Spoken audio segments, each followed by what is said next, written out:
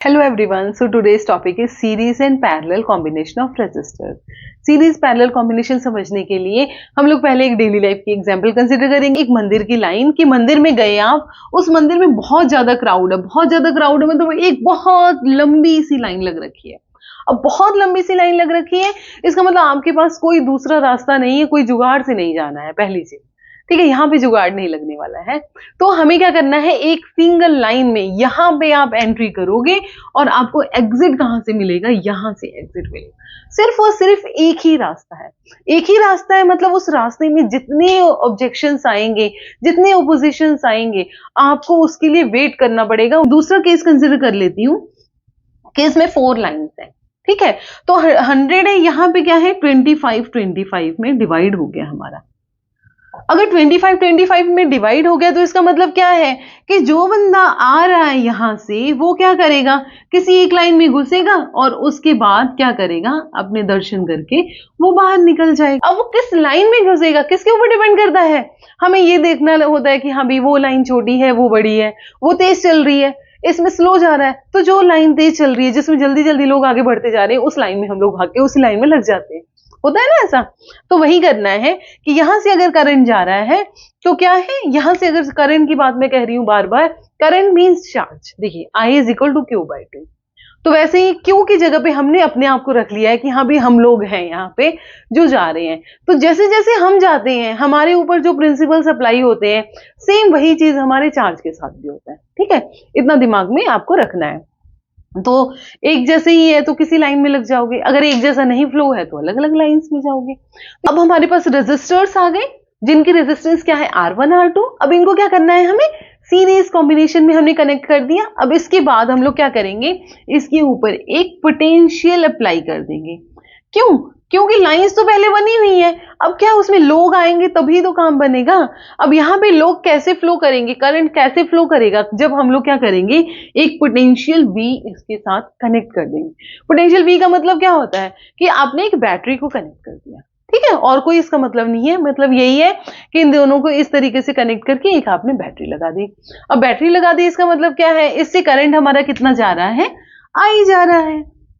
अब current I जा रहा है मतलब क्या है, उस मंदिर में इतने लोगों ने एंट्री करी, अब उनके पास कोई और चारा नहीं है, उनको इसी लाइन में लगना पड़ेगा। तो यहीं पे क्या होगा, हमारा आई जाएगा। R1 में से कितना करंट फ्लो कर रहा है, आई। R2 में से कितना करंट फ्लो कर रहा है, आई। बट आपने जो पोटेंशियल प्रोवाइड किया है V, जो आपने एनर्जी दी है, पोटेंशियल का मतलब आप समझ रहे हैं ना, पोटेंशियल क्या है हमारा, वर्क डन पर यूनिट टेस्ट चार्ज। तो वर्क डन क्या हो जाएगा, V इंटू क्यू नॉट। इसका मतलब क्या हुआ कि आपने एनर्जी कितनी दी इलेक्ट्रॉन्स को फ्लो करने के लिए, तो वो एनर्जी आपने V दी। यहां पे रेजिस्टेंस R1 था, यहां पे रेजिस्टेंस R2 था। इसका मतलब अगर आपने 2 वोल्ट लगा दी यहां पे बैटरी, तो 2 वोल्ट में से मान लीजिए 1.5 वोल्ट फर्स्ट वाला ले लेता है। ठीक है, दो लोग रास्ते में हैं, ये अपनी एनर्जी कंज्यूम करेगा, ये अपनी एनर्जी कंज्यूम करेगा। तो इसको हमने भेजा कितना, 2 वोल्ट। तो क्या करेगा उसमें, ये 1.5 तो खुद इसने अब्सॉर्ब कर लिया। मतलब इसमें से जो करंट फ्लो करे हैं उनको फ्लो करने के लिए कितनी एनर्जी चाहिए थी, 1.5 इंटू चार्ज। ठीक है, तो बाकी कितना बचा, 0.5 वोल्ट। तो इस तरीके से आपकी टोटल जो बैटरी का पोटेंशियल है वो डिस्ट्रीब्यूट हो जाता है। कहने का मतलब टोटल जो आपने एनर्जी प्रोवाइड करी है इस सर्किट को, ये लोग आपस में बांट लेते हैं। अब आपस में बांटेंगे कैसे, जैसे कि मान लीजिए 2-3 बच्चे बैठे हैं, सबको खाना खाना है, तो सबका क्या है, कोई 2 साल का बच्चा है, कोई 5 साल का है, कोई 8 साल का है, अलग अलग मैंने वो चीज ले ली। तो हमने क्या करा, 10 चपातीस दी, या चलिए ठीक है 10 चॉकलेट्स दे देते हैं। ठीक है, चपाती तो ज्यादा इंटरेस्ट नहीं रहेगा किसी का खाने में। तो हमने क्या करा, 10 चॉकलेट्स दे दिए। ठीक है, वो अलग बात है, छोटा बच्चा रो के ले लेगा, बट बड़ा बड़ा क्या कहेगा, नहीं नहीं नहीं नहीं, यहाँ पे रूल फॉलो होगा कि जो जितना बड़ा है वो उतना ज्यादा लेगा। तो छोटे वाले ने कितने लिए, 2 चॉकलेट्स, बड़े वाले ने कितने लिए, जो बीच वाला बच्चा था उसने 3 ले लिए, 2 + 3 5, और 5 जो बचा था वो जो सबसे बड़ा था उसने ले लिया। तो क्या हो गया, ये टोटल 10। उसी तरीके से आपने जो पोटेंशियल यहाँ पे अप्लाई करा है वो क्या, हमारे पास 1.5 वोल्ट इसने ले लिया और 0.5 वोल्ट इसने ले लिया। सो टोटल जो पोटेंशियल था वो क्या है, V1 + V2, कि V1 किसके क्रॉस ड्रॉप हो गया, V1 हमारा इसके क्रॉस ड्रॉप हो गया और V2 इसके क्रॉस ड्रॉप हो गया। ठीक है। So V is equal to V1 plus V2। वैसे कॉन्सेप्चुअली तो हमें पता चल गया कि सीरीज में क्या है, रेजिस्टेंस इंक्रीज हो जाता है। वो कैसे मैथमेटिकली हमें चेक करना है, उसको चेक करने के लिए क्या करना पड़ेगा, इक्वेशन कंसिडर करनी पड़ेगी। V is equal to V1 plus V2। V1 is what, V1 is potential drop across R1। ठीक है, R1 ने कितना यूज किया इस पोटेंशियल में से, वो क्या है हमारा V1। तो ओहम्स लॉ के अकॉर्डिंग क्या है, V is equal to I R, I into R. इस रेजिस्टर में से करंट कितना जा रहा है, I, सो I, और रेजिस्टेंस कितना है R1, सो मैं यहां पे लिख दूंगी R1। So this is the value of V1। Similarly potential drop across R2, that is V2 which is equal to I into R। अब कौन सा है V2, ये किसके क्रॉस ड्रॉप हो रहा है, R2 के क्रॉस। इसमें से करंट कितना जा रहा है, I करंट जा रहा है, तो ये क्या लिख लेंगे हम लोग, V2 is equal to I R2। यहां से क्या लिख लेते हैं इसको 1, this is equation 2, this is equation 3। So from equation 1, 2, 3 put the values of V1, V2 from equation 2 and 3 in equation 1। So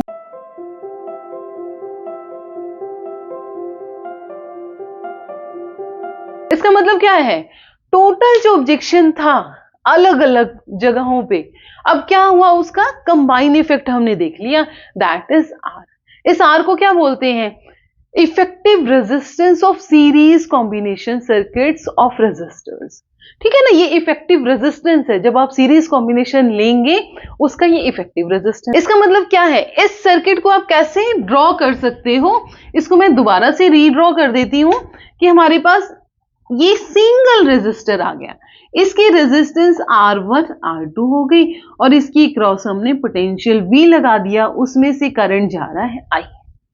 आइए अब देखते हैं पैरेलल कॉम्बिनेशन के बारे में। पैरेलल कॉम्बिनेशन में क्या करते हैं, दो रेजिस्टेंस को पैरेलली रखते हैं। तो मैंने दो रेजिस्टर्स को पैरेलली रख दिया जिसकी रेजिस्टेंस R1 और R2 है। तो पिछली वाले केस में हमने देखा सीरीज में सिर्फ और सिर्फ एक सिंगल पॉइंट कॉमन था, बट इस केस में क्या है, दोनों पॉइंट्स कॉमन होंगे। दोनों पॉइंट्स कॉमन का मतलब क्या है कि ये R1 ने इसका अपना 1 नाम दिया और R2 ने अपना 1 नाम दिया, ये एक कॉमन पॉइंट बन गया। उसी तरीके से R1 ने दूसरा नाम दिया, R2 ने दूसरा नाम दिया।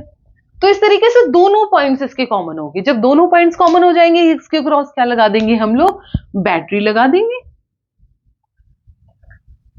ठीक है, वो बैटरी हमने क्या लगा दी, V लगा दी। अब ये V बैटरी क्या करेगी, जैसे ही आपने पीछे से पोटेंशियल अप्लाई कर दिया क्या होगा, तो उसमें रेजिस्टेंस तो है, पीछे से क्या होगा, उसमें करंट फ्लो होना शुरू हो जाएगा। तो इसमें क्या जाएगा, करंट I।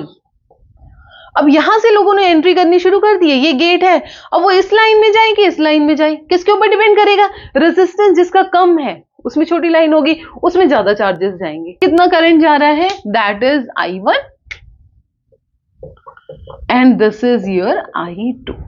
इसका मतलब क्या हुआ कि जो टोटल I है that is equal to I1 plus I2, यही हुआ।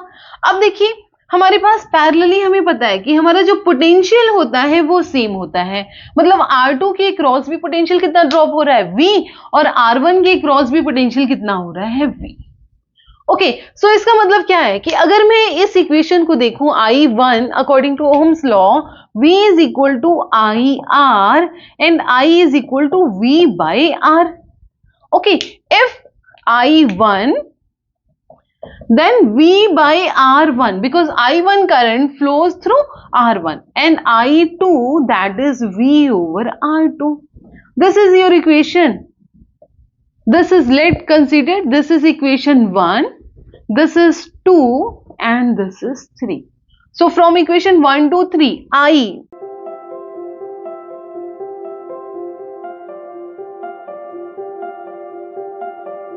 तो ये R किसका है, पैरेलल कॉम्बिनेशन का, तो मैं इसको क्या लिख देती हूं, RP इसको डिनोट कर देते हैं।